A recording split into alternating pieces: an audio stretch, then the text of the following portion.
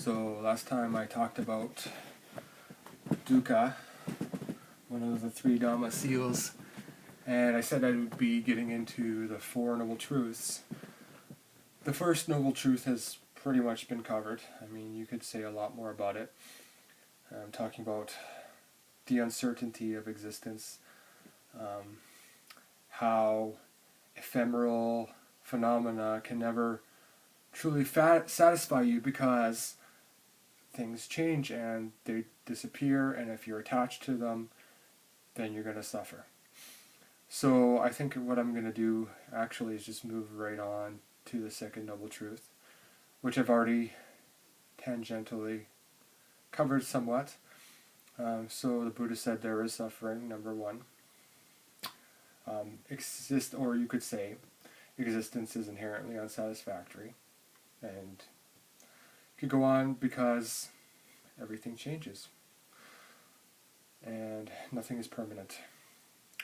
And this, some people think that Buddhism is nihilistic or morbid.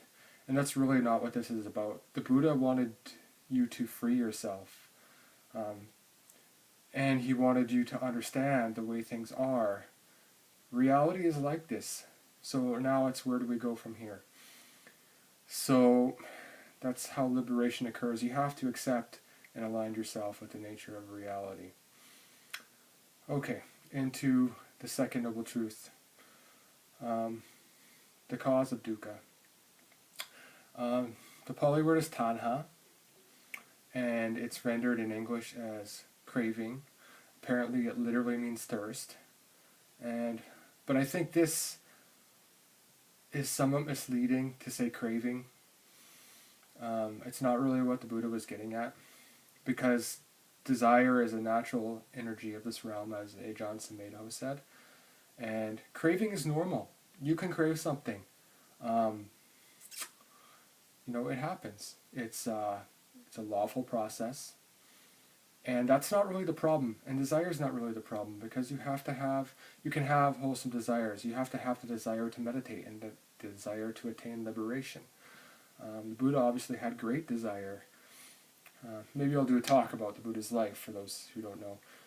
Anyways, it's not really craving, it's attachment or clinging or grasping that causes suffering. When you cling to something, which by its very nature is impermanent and fleeting, you will suffer. And you can verify this for yourself.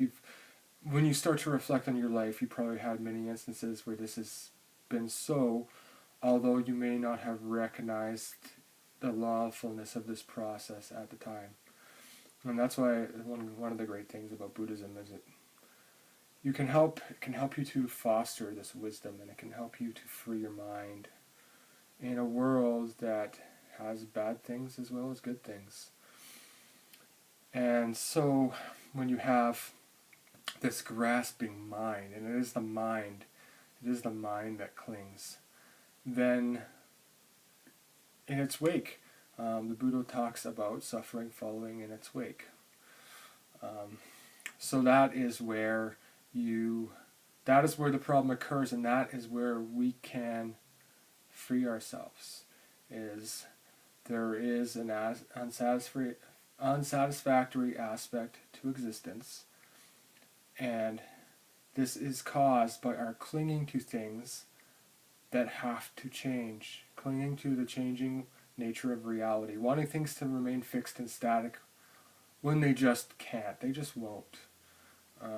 So you can't base your happiness upon that, otherwise it's really hard to have any kind of lasting happiness.